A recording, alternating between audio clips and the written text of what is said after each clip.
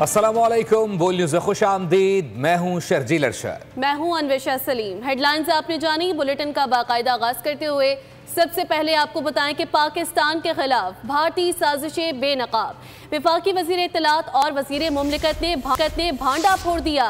अता तारड़ और तलाल चौधरी ने कहा, ऑपरेशन सिंदूर की नाकामी के बाद भारत ने मिस इन्फॉर्मेशन डिसइन्फॉर्मेशन मुहिम शुरू की। भारत मैदान जंग में शिकस्त को भुला नहीं पा रहा। भारत ने एजाज मल्लाह को टास्क देकर पाकिस्तान भेजा, जिसका मकसद पहलगाम जैसा फॉल्स फ्लैग ऑपरेशन था। तहम खुफिया इदारे भांप गए।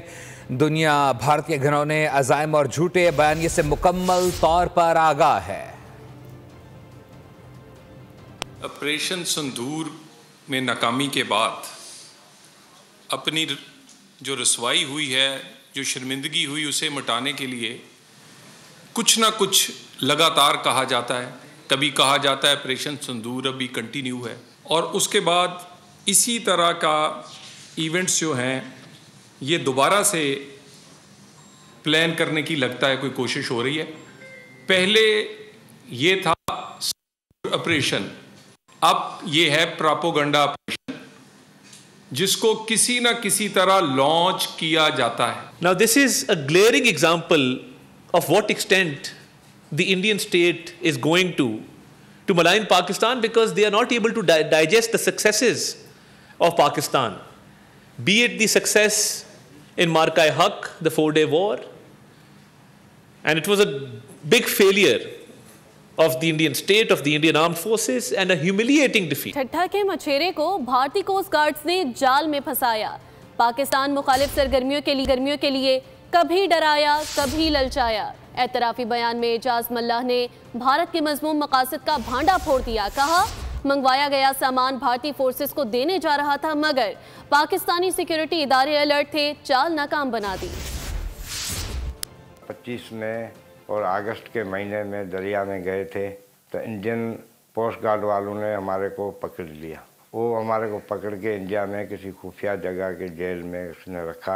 उधर कोई एजेंसी, खुफिया एजेंसी वाले को आए, हमारे से पूछें तो आप किस जुर्म में जो आए हैं, उस जुर्म में आपको 2 से 3 साल लग सकता है। तो उसने बोला, अगर आप हमारे लिए काम करें तो हम आपको यहाँ छुड़ा सकते हैं। तो उसने मुझे ये भी बोला, और उसके बाद हम आपको पैसे और इनामे भी देंगे। तो हमने डर की वजह से, एक तो जेल का डर था और उसने इनाम के लिए बात किया, तो मैंने बोला हामी भर दी तो मुझे आप छुड़ाए। तो उसने मुझे छुड़ाने के बाद पहले उसने मुझे कोई चीज़ें बताई। उसने बोला ये सामान लेके आना, और कोई रेंजर्स की वर्दी है या पोस्ट गार्ड वाला रेंजर्स की वर्दी है तो नेवी का और आर्मी का वर्दी ले। उसके बाद जो है हमारे को 3 सुमें चाहिए रोंग की, वो लेके आना है, और 3 चाहिए जो मोबाइल का दुकान है, दुकान का जो बिल होता है वो 3 बिल चाहिए हमारे को। और उसके बाद सिगरेट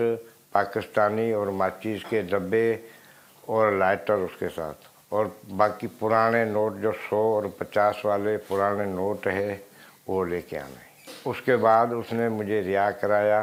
रिहा कराने के बाद हम जब पाकिस्तान आए तो हमने आके वो चीज़ें इकट्ठे किया। इकट्ठे करने के बाद हमने वो खुफिया एजेंसी का जो ऑफिसर था अशोक कुमार, उसको मैंने एक तस्वीर निकाल के भेज दी, और उसके बाद वो सामान लेके मैं अक्टूबर के महीने में निकल गए, दरिया के तरफ रुख किया। तो मुझे पाकिस्तानी सिक्योरिटी और उसके साथ कुछ और लोग थे जिसने मुझे पकड़ लिया। वज़ीर आज़म मोहम्मद शहबाज शरीफ की माली साल 2025 में 5.9 मिलियन रिकॉर्ड टैक्स से गोशवारे जमा होने पर FBR हुक्काम की नज़र आई। जिम्मेदारी का सबूत देने पर अवाम का भी शुक्रिया अदा किया। बयान में कहा है कि 9 लाख नए टैक्स फाइलर्स का टैक्स नेट में आना अवाम के हुकूमत की पॉलिसीज़ पर एतमाद की अक्कासी करता है। अल्लाह के फजलो करम से टैक्स निज़ाम के इस्लाहात से मज़बूत नताइज मिल रहे हैं। FBR में मेरिट की बालादस्ती को अव्वलीन तरजीह दी। दूसरी जानिब गिलगित बल्तिस्तान के 78वें यौम आज़ादी की तकरीब से सदर मुमलिकत ने पुरजोश खिताब किया। यौम आज़ादी पर मुबारकबाद पेश की। आसिफ जरदारी ने कहा कि कश्मीर की आज़ादी वक्त की ज़रूरत है। भारत में आज मुसलमानों समेत तमाम अक़लियतों पर मुज़ालिम ढाए जा रहे हैं। आलमी बिरादरी से मुतालबा किया कि वो मसला कश्मीर को अक़वाम मुत्तहिदा की करारदादों के मुताबिक हल करवाने के लिए अपना किरदार अदा करे। जोर दिया कि गिलगित बल्तिस्तान की सयाहत को फ़रोग देने के लिए एयरलाइन बन जाए तो क्या हर्ज है। महसूस होता है कि ये भी मेरा घर है। 1700 आपके जवान शहीद हुए और 30,000 जख्मी। मैं उन सबको सलाम पेश करता हूँ। मैं गिलगित की धरती को सलाम करता हूँ। आपका जज्बे को सलाम करता हूँ, जो हमारे साथ एक मजहब में, एक पाकिस्तान में शाना बशाना है। आपको पूरा पता है कि इंडिया में हमारे साथ, मुसलमानों के साथ क्या क्या हो रहा है, वो क्या क्या कर रहे हैं। हर जहाँ मुस्लिम मेजॉरिटी है वहाँ उनको माइनॉरिटी बनाना चाह रहे हैं और उनकी कोई तारीख नहीं है, उनकी कोई पुसारे हार नहीं है उनका कोई। तो इसलिए हज़रत कायद आज़म ने, इकबाल ने ख्वाब देखा और हज़रत कायद आज़म ने ये मुकम्मल किया। हम आज भी उनके एहसानों का बदला नहीं चुका सकते। ये पहाड़ जो हैं ये आपके और मेरा सरमाया है।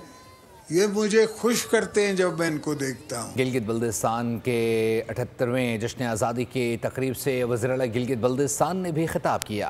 हाजी गुलबर खान ने कहा कि आज का दिन गिलगित बल्तिस्तान के ग़यूर अवाम की अजीम जद्दोजहद का दिन है। गिलगित बल्तिस्तान कुदरती वसाइल से माला माल है। हम 78 साल से पाकिस्तान को अपनी मंजिल समझते हैं।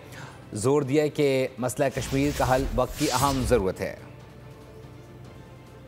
कि गिलगित बल्तिस्तान को शोहदा और गाजियों की सरजमीन कहा जाता है। गिलगित बल्तिस्तान के अवाम मुहिब वतन और पुरअमन है।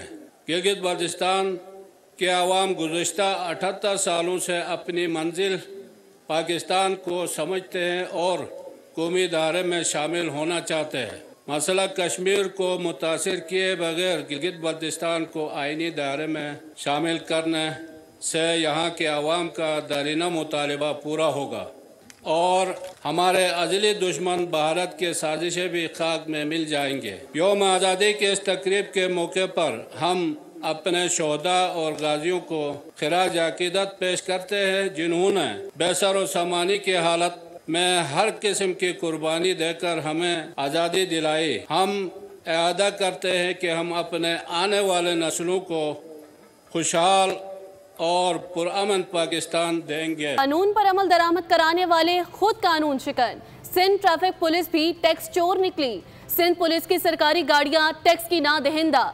DIG ट्रैफिक की गाड़ी का टैक्स जमा नहीं कराया गया। अफसरान के ज़ेरे इस्तेमाल गाड़ियों का भी टैक्स नहीं भरा गया। ज़राए एक्साइज के मुताबिक बेशुमार सरकारी गाड़ियों पर टैक्स वाजिब उल अदा हैं। आपको आगाह कर रहे हैं, कानून पर अमल दरामद करवाने वाले खुद कानून शिकन हैं। सिंध ट्रैफिक पुलिस भी टैक्स चोर निकली। सिंध पुलिस की सरकारी गाड़ियां टैक्स की ना दहिंदा हैं। DIG ट्रैफिक की गाड़ी का टैक्स जमा नहीं कराया गया। अफसरान के ज़ेरे इस्तेमाल गाड़ियों का भी टैक्स नहीं भरा गया। ज़रा एक्साइज के मुताबिक बेशुमार सरकारी गाड़ियों पर टैक्स वाजिबुल अदा हैं। कानून पर अमल दरामद करवाने वाले खुद कानून शिकन निकले।